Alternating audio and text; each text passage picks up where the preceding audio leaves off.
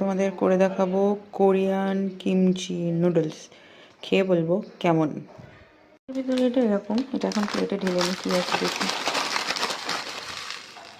ও, সাথে সস আছে, স্পোক, এটা সস আছে, আর একটা কি আছে, একটা মশলা আছে, টপিংস। এটা এখন জলে বয়েল করা যাক। ইনস্ট্রাকশনে 600 ml জল দিয়ে বয়েল করতে বলেছে, তখন আমরা 600 ml জল দিয়ে বয়েল করবো। 600 ml জল দিয়ে দিলাম,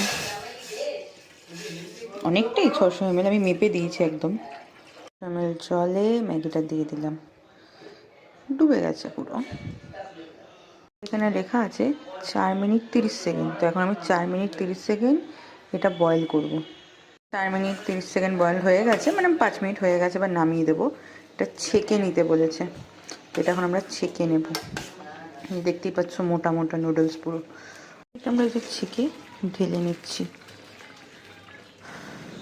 এই পাত্রে ইনস্ট্রাকশন অনুযায়ী 5 চামচ জল, সস আর টপিংস মিশিয়ে নুডলসটাকে সতে করে নেব। ইনস্ট্রাকশন অনুযায়ী 5 চামচ জল দিয়ে দিলাম,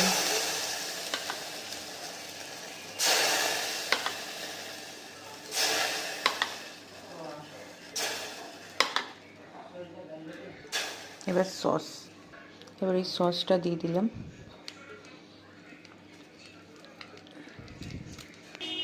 এবার নুডলসটা দিয়ে দিলাম।